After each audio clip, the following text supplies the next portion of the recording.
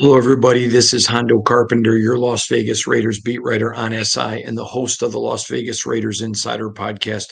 I am here inside the Raiders facility, literally just moments ago. Pete Carroll and John Spytek addressed the media after the first round. This is a first round day one recap. We're going to talk about what went into Jeanty, what were some of the things that happened, all of that. How did that occur? And then we're going to look ahead a little bit to tomorrow. First thing I want to address, because I promised you all that I would after day one, was last week when Pete Carroll and John Spytek had their press conference. John Spytek was asked a question about Ashton Jeanty, and very quietly, Pete Carroll told him to be careful, and the mics picked it up. Everybody was wondering, oh, is that a smoke screen? Is that a smoke screen? Somebody said to me, Hondo, it had to be a smoke screen. You have been not been mocking Jeanty after you mocked him early. And what went on? So I'm going to tell you, I'm going to take you right into it because I literally texted somebody in the building and I told you then I would address it after. And now you're going to know why I addressed it after. It was not a smoke screen. Pete was just genuinely really excited about him. And they were just hoping people would just think, oh, these guys have been around a long time. It was a smokescreen. It's just literally the way Pete Carroll rolls. He just loves the game. And it was hilarious. Um, I had not been um, mocking Jeanty to the Raiders at all because they thought he was going to be gone.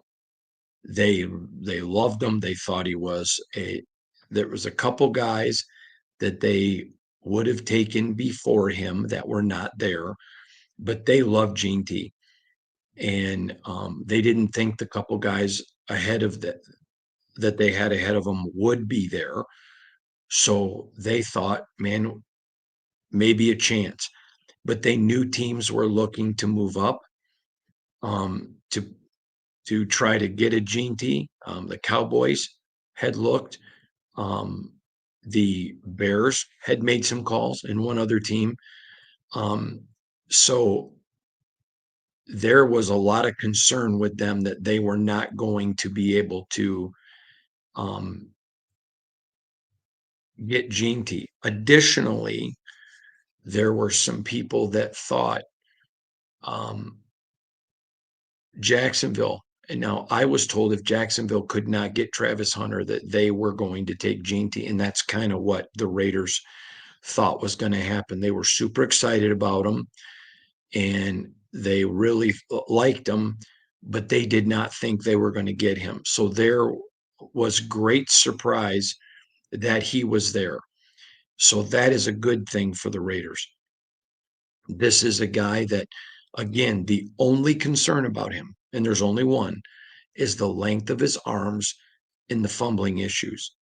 They believe that's something that they can work on and fix. I cannot confirm this because I've not used a tape measure. I was told that Pete has a very highly acclaimed running back in his past that had similar issues and they were able to fix it.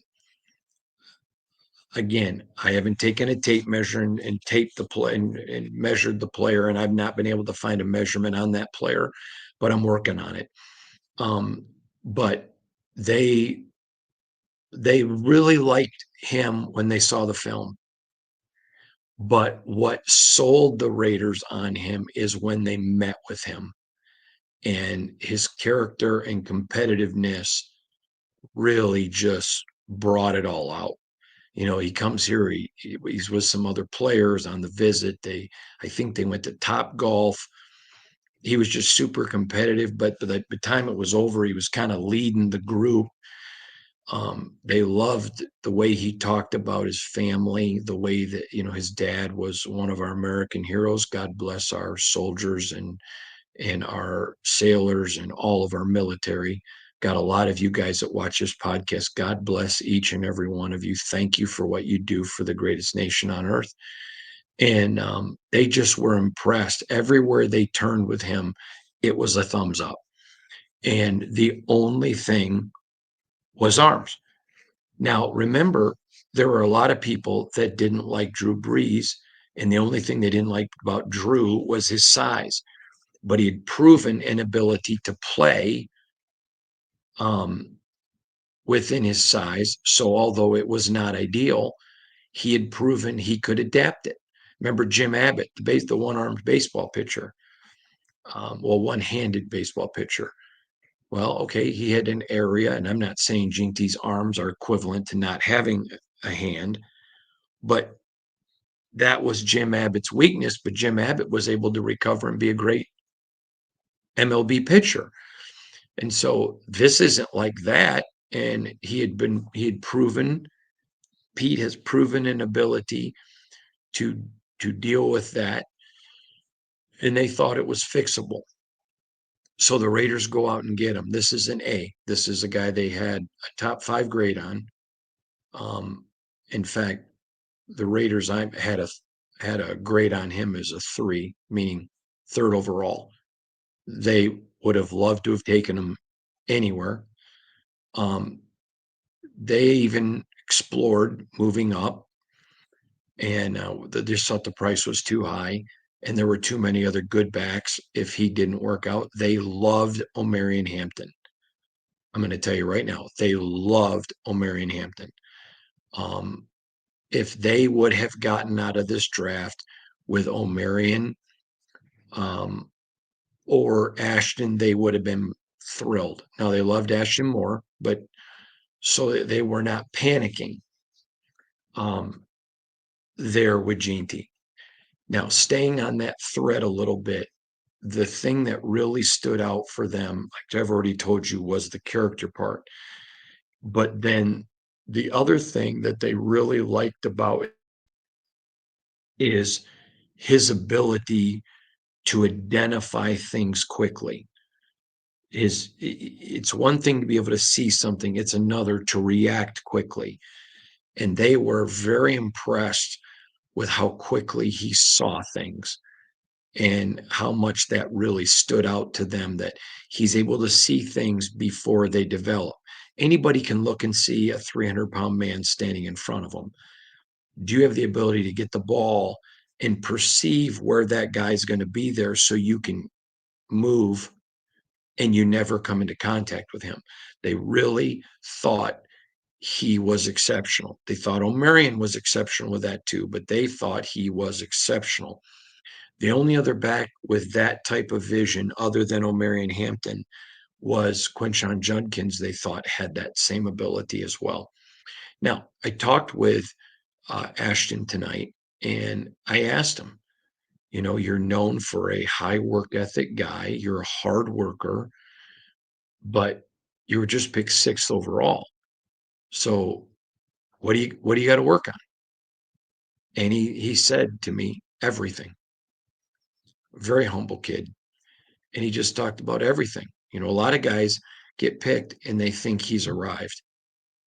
A couple other things I want to point out, as you all, well, let me pull it up right here. I want to pull this up real quick because I want to be able to read it with you. Here are some interesting things that are available. Okay. I told you about Will Johnson. I told you there were a lot of teams that were concerned about his speed, and they dropped him to a lower third of the first round grade. He's there and available. Okay. That is a really, really big deal. I'm going to tell you right now, I will not be shocked if the Raiders pick him tomorrow. Another guy, they love Mike Green, the edge rusher from Marshall. He's on the board. Another guy they really like is a guy that I had mocked to them a couple of times, Jaden Higgins, the wide receiver out of Iowa State. Really liked him. Another guy that I'm going to give you that just keep an eye on this guy. But Tate Ratledge out of Georgia, they like him. But there's a guy that I think you got to keep an eye. Arante Ursary. He's a big offensive tackle out of Minnesota.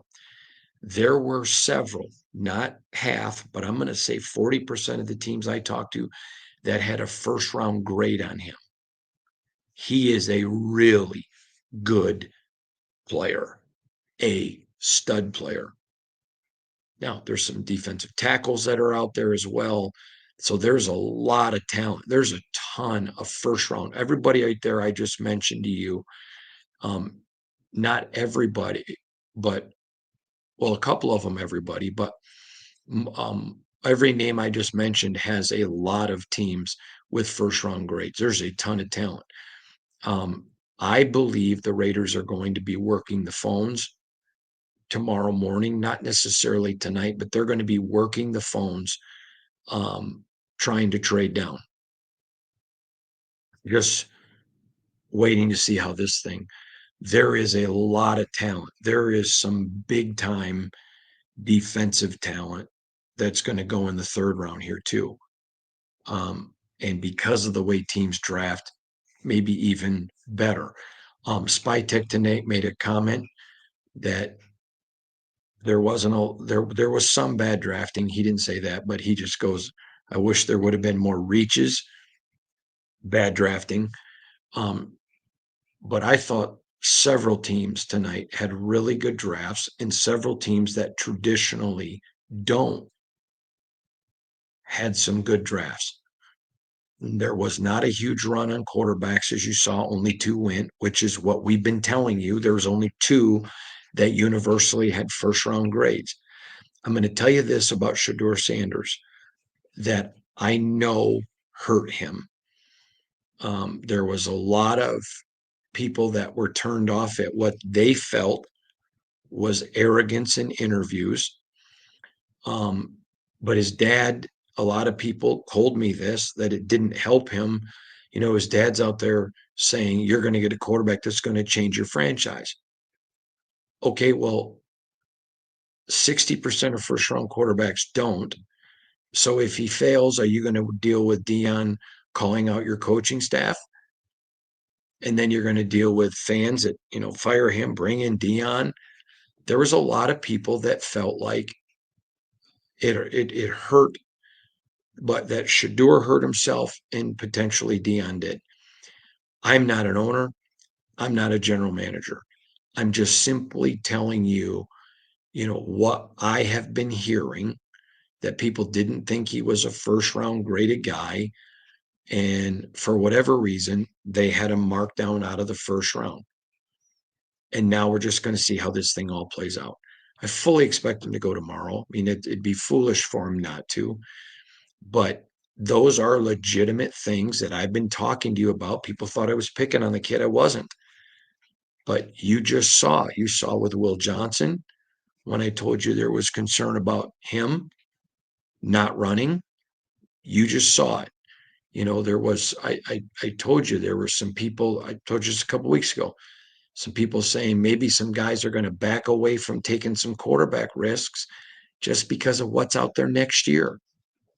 That's what you saw play. So there you go.